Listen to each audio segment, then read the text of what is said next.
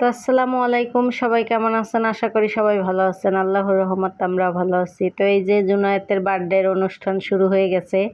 তো জুনায়েতের অনেক ইচ্ছা, ও কেক কাটবে, হ্যাপি টু ইউ দেবে। তো বালু দিয়ে কেক বানাইয়া হ্যাপি টু ইউ দেয়। তো ওর মা বলতেছে তো সবাই যখন আছে তো একটা কেক কাটতে আর কি হ্যাপি টু ইউ করি। তো এই যে দেখেন জুনায়েতের বার্থডের কেকে মোমবাতি সাজানো হইতেছে। তো এই যে মিমের বাবা আর কি সাজাই দিতেছে। তো শুধু গরো আর কি আমরা আর কেউ নাই। তো এই যে জুনায়েদ ভয় পাই গেছে ওইটা জ্বলার পরে। তো বাজার থেকে আসছি আমরা 11:30 বাজে এখন। তো আমরা তো ঘুরতে গেছিলাম বিষখালী নদীর পাড়ে। তারপরে আবার ওই জায়গা থেকে জুনায়েতের আম্মু আবার কেক টেক কিনে নিয়ে আসছে। তো শুধু কেক কি আনছে জুনায়েতের জন্য, আর কয়টা বেলুন আনছে, একটু সাজাই দিছে, আর হয়েছে একটা টুপি। তো এই যে আয়োজন, আর বছরের প্রথম জাম পাইছি বাজারে, তো কয়টা জামও আনছি, ভাবছি যে সবাই মিলে খাবো। জামগুলো অনেক বড় বড় ছিল। তো জাম নিয়ে আসছিলাম, ওই জামই সাজাই দিছি, আর কেক আর হয়েছে পিঠা। তো এই যে সবাই আছে এই জায়গায়, পোলাপানেরা আনন্দ করতেছে। আসলে পোলাপানের আনন্দটাই সব কিছু। আসলে ওর বার্থডে গেছে হয়েছে 4ঠা বৈশাখ। তো মানে বৈশাখ মাসের 4 তারিখে। তো এই যে ওর বার্থডে অনেক আগেই গেছে। তো ও সারাদিন খালি হ্যাপি টু ইউ দেবে, হ্যাপি টু ইউ দেবে, এই জন্য আর কি কেক কাটা। এমনি ওর বার্থডে না আজকে। তো এই যে ও ইচ্ছা মতো কাটতে আছে, ওর মন মতো আগে কেক কাটুক, তারপরে আর কি সবাই খাবে। তো যাই হোক, যে এইরকম ও শখ করছে ওইরকমই ইচ্ছে মতো কেক কাটছে, কাটতে একদম মন মতো কেক কাটা শেষ। এবার আর কি সবাইকে কেকটা ভাগ করে দেব। তারপর আমরা খাওয়া দাওয়া করব। তারপর ব্যাগ গুছাবো, ব্যাগ গুছাই নাই, এক ব্যাগ কাপড়, 4জন মানুষের কাপড় খালি পরছি আর বাইরে বাইরে রাখছি। তো কোথায় কি আছে সব কিছু গুছাইয়ে ভরতে হবে। আজকে রাতেই আমরা ঢাকায় চলে যাব। তো সবার মন খারাপ, আমরা সবাই চলে যাব দেখে। তো আমরা যেহেতু যাব, আমাদের গাড়ি যেহেতু খালি যাইবে, এই জন্য আমার ছোটো ভাই রবিউল আর রবিউলের বউ যাইবে।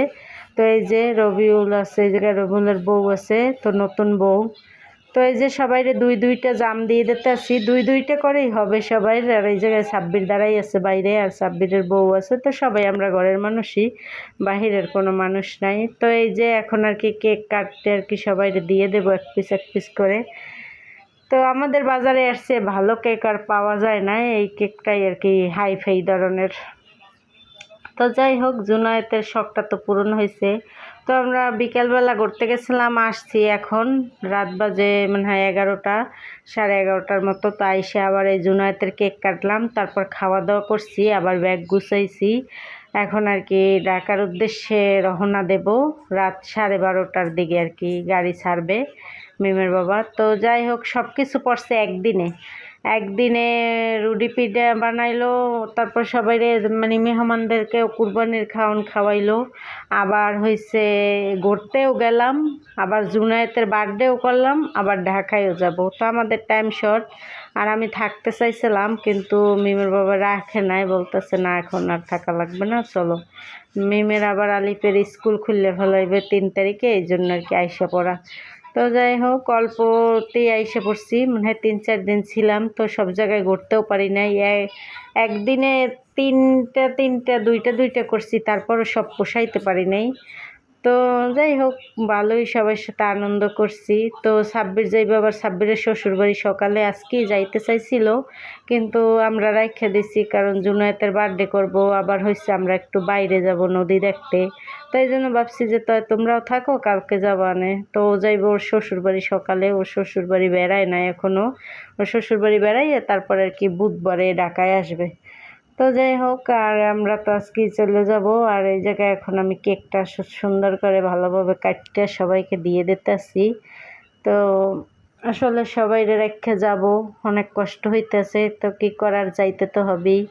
তো আবার আসবো ভাবছি কয়দিন পরে, দেখি আবার পরবর্তীতে কি করা যায়। তো এই জায়গায় এখন তাড়াতাড়ি কেক কাটার পর্বটা শেষ করে তারপরে কি খাওয়া দাওয়া করব।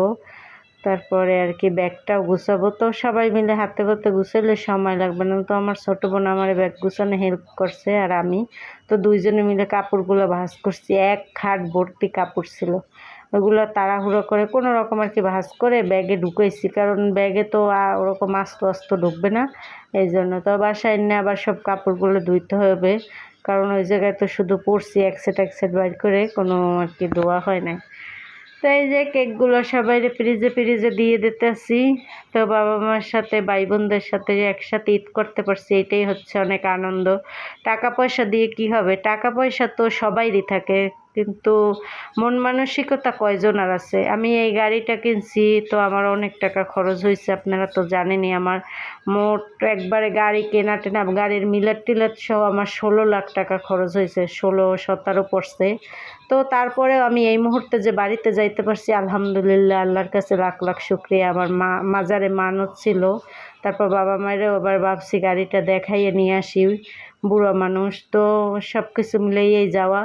তো এই তো আমরা আজকের ভিডিওটা আর বড় করবো না। সবাই ভালো থাকবেন, সুস্থ থাকবেন আর আমাদের পাশে থাকবেন। আল্লাহ হাফেজ, শুভরাত্রি।